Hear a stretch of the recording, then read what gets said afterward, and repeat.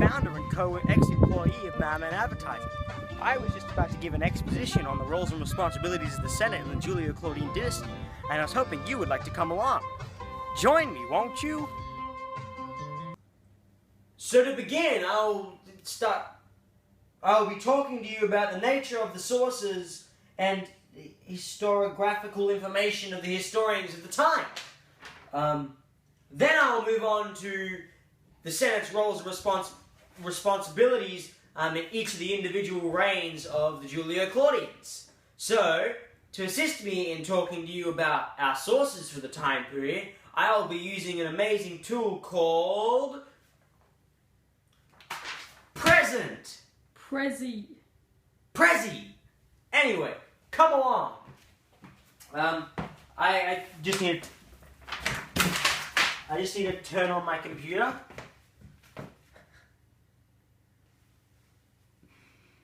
Anyway, you can have a look at this presentation thanks to the miracles of movie magic.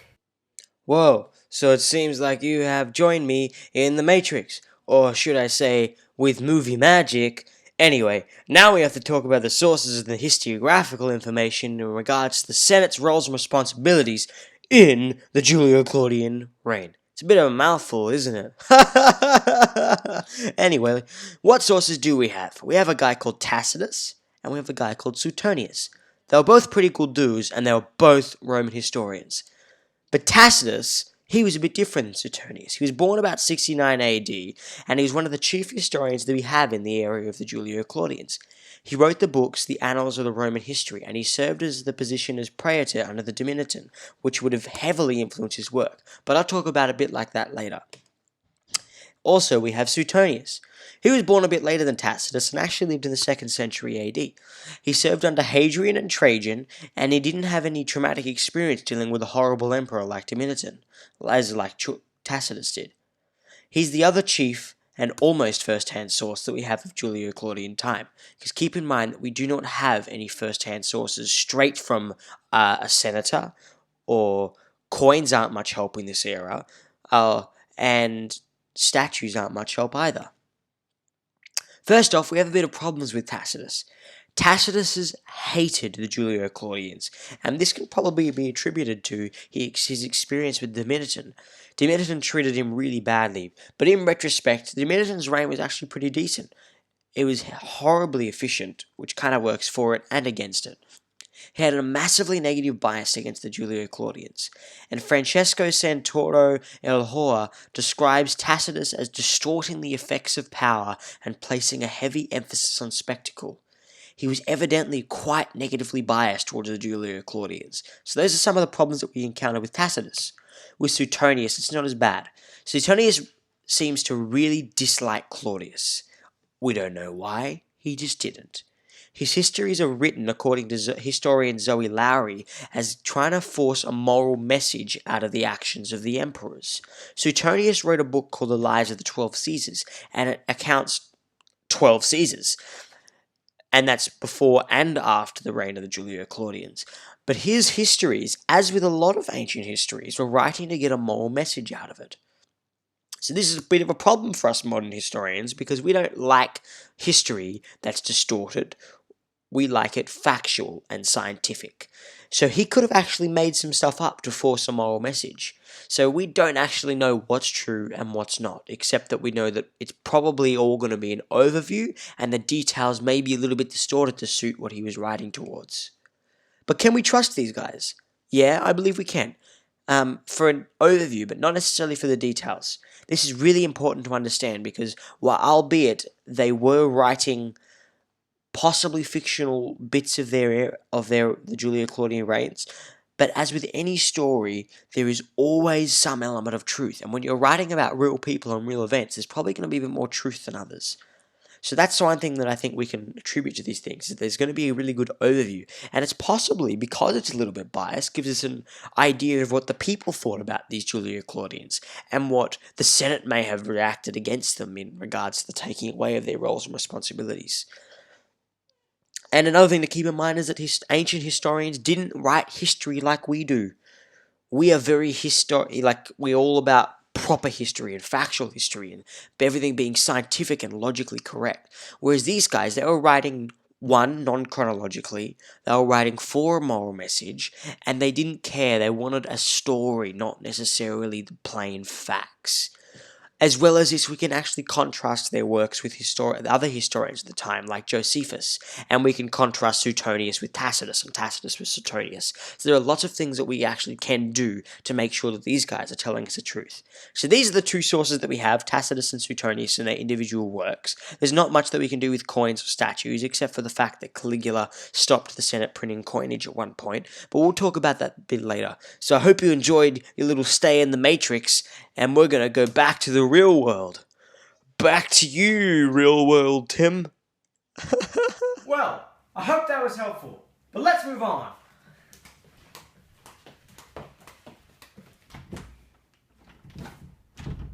Guys, quick, open the door. Open the door, guys! This isn't funny, guys! Let's move on. Tacitus was a pretty cool dude. His reign was long and his ideas are pretty revolutionary.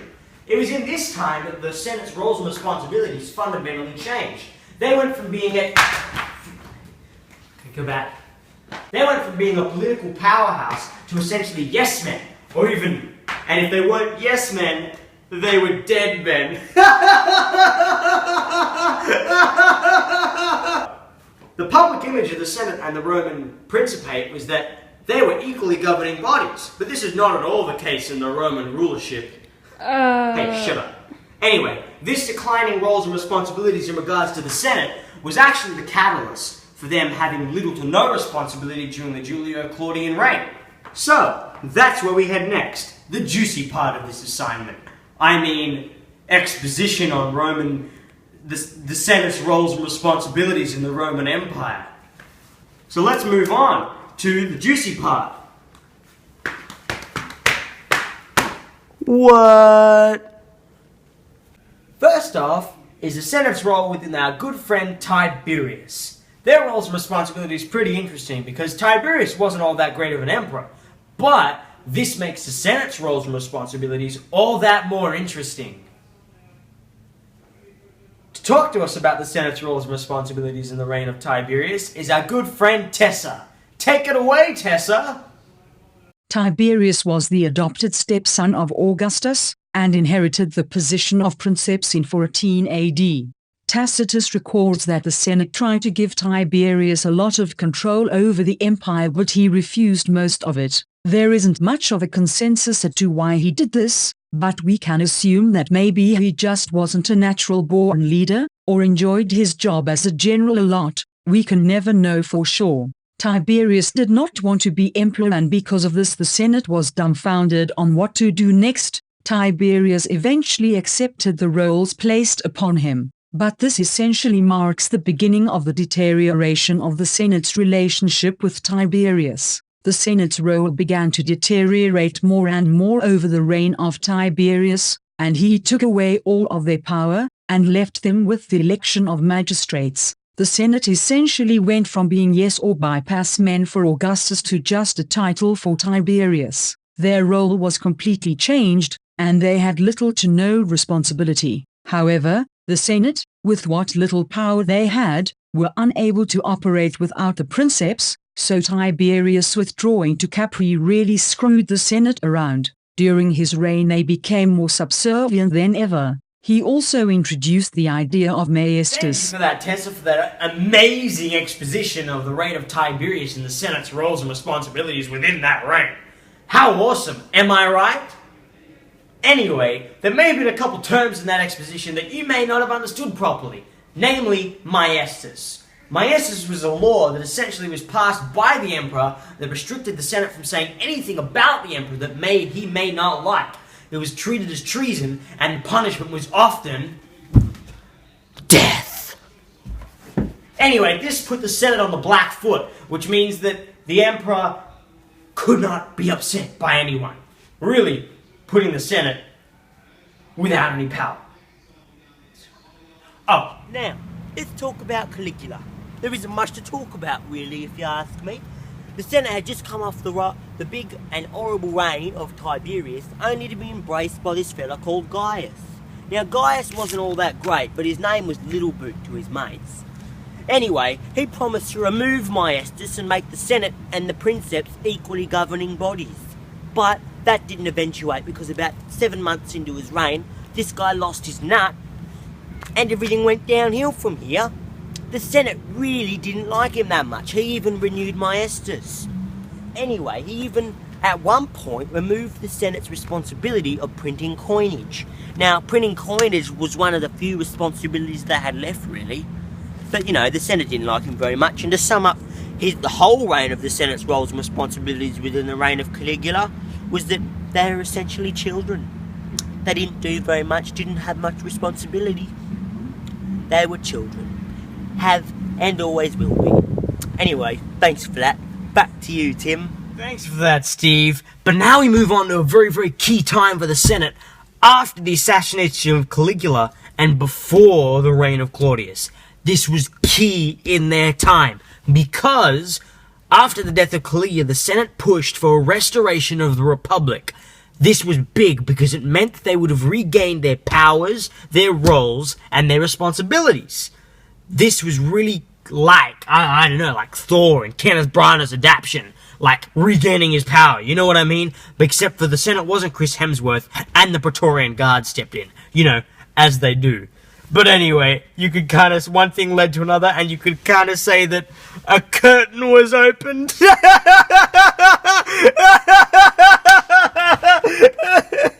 Anyway, after the Praetorian Guard stepped in and found Claudius, they essentially made him emperor, shutting down the little baby Senate and keeping the power with the army. Who knows what could have happened? The Senate could have actually restored their roles and responsibilities if they moved faster than the Praetorian Guard. But they didn't, so they stayed in the lower place of state politician. I mean, what are they gonna do? Evidently, not very much. But anyway, now that we know that the Senate didn't really do much with that missed opportunity, we can move on to Sea-Dog. He's pretty cool. Anyway, now we move on to the role and the reign of Claudius and... freaking cat.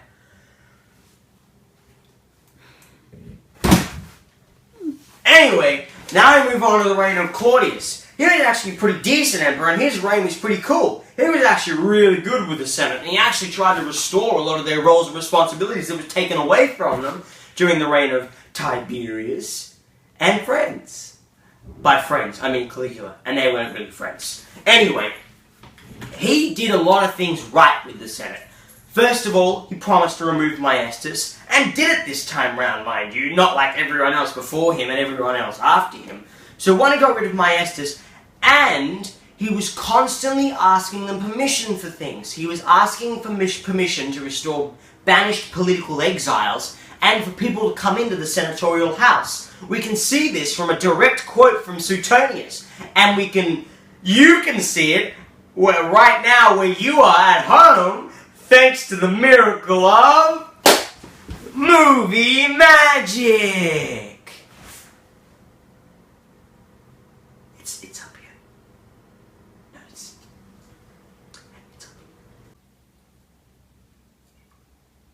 up here. Are we?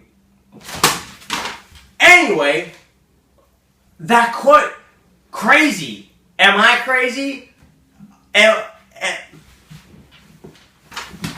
It actually sounded like Claudius was trying to restore a lot of the roles and responsibilities of the Senate. What? Anyway, there was a big thing going on with the Praetorian Guard at the time, because the Praetorian Guard was one who established Claudius as an emperor. But because of that presence, of the fear of the Praetorian Guard in Rome, the Senate, they were actually encouraged by Claudius to take on more roles and responsibilities, but they didn't do it. We don't know why exactly, but that can probably be accredited to the omnipresent presence of the Praetorian Guard. It's pretty crazy if you ask me. So the Senate, given all of this opportunity, they weren't having it. I don't understand. The cameraman doesn't understand. No one understands. It's because, as my good friend Steve was saying, they're children. They're just children. They've given all of this opportunity and this restoration of roles and responsibilities, but they're not taking it. But, you know, politicians. You may be thinking, wow, Tim, what is up with the Senate? They're really dumb and stupid. They had all this opportunity, but they haven't taken it. And I'd be like, viewer, reader, listener, Krishna, you know, you're right. These people are dumb. But I don't know why. Or we kind of, maybe a little bit, but I don't really know. Anyway, the next segment is Nero, and I will be using the miracles of Hasbro.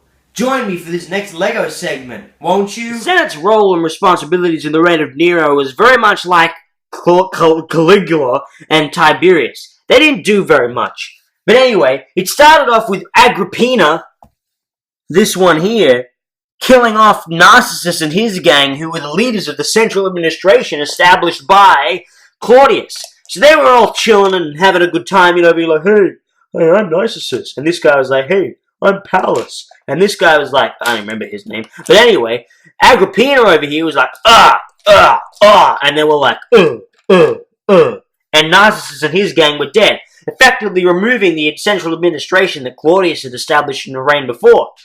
You would have think that this probably would have presumably restored the roles and responsibilities of the Senate because they took it away from them. But, alas, we have Nero. He didn't do it. He was pretty nasty. But anyway, he didn't like the Senate very much. And so he was like chilling and being a nasty person and all that throughout his reign. But then all of a sudden, he renewed Maestus again. Which, you know, that thing about the killing of anyone who said anything against the emperor. And so these guys over here, the Senate, they were like, what? What do you mean we can't do that?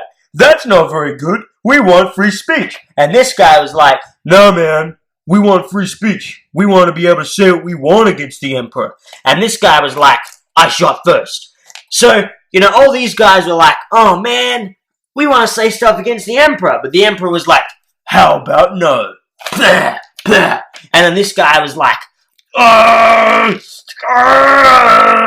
okay, that's not going to work. But anyway, the Senate was essentially killed off all by Nero. He was like, hey, I don't like you Senate guys. And he was like, I'm going to wipe out the whole senatorial order. And so he was like, you didn't shoot first. And then, that's not his mum, by the way. That's just a figure of representation of the Senate. And then, so one guy was left before this guy was like, hey, we need to, we have no powers and responsibilities and roles, so we need to declare him an enemy of the state. And then the Praetorian Guard, the big fellas, they'll take care of him for us. And so, they declared Nero an enemy of the state, and Nero was like, you know, like, goodbye. Nero is dead.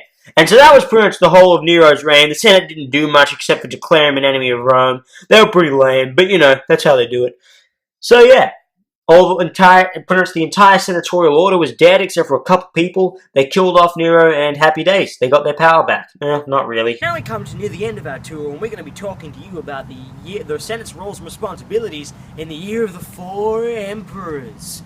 We have Otho, Galba, and friends. In this time period, about 4 emperors came into power within the space of the first year, which is about 69 AD. At this time, the Senate didn't do very much. They were pretty powerless because of the role of Nero and, I don't know, maybe the whole of their senatorial order being killed off, but who really knows. Anyway, they were pretty powerless throughout the whole time, and so their job was essentially just swearing in the emperors that came in about every 3 to 4 months. But it ended with Vespasian, which is pretty cool if you ask me. He was pretty badass, but you know, that was about it. They didn't do very much. But you gotta hand it to the Senate, because while remaining subservient and powerless for most of the 1st century, somehow they still managed to survive. Which I don't really get. They survived for hundreds of years after, essentially decreasing in power, not having any power at all by the time the Holy Roman Empire came about. So, you know, these guys, you can at least call them enduring. That concludes our fantastic informational tour on the role of the Senate and their responsibilities within the Julio-Claudian Empire. I hope you enjoyed it, because I certainly did, and we want to thank you for being a great customer. We love you.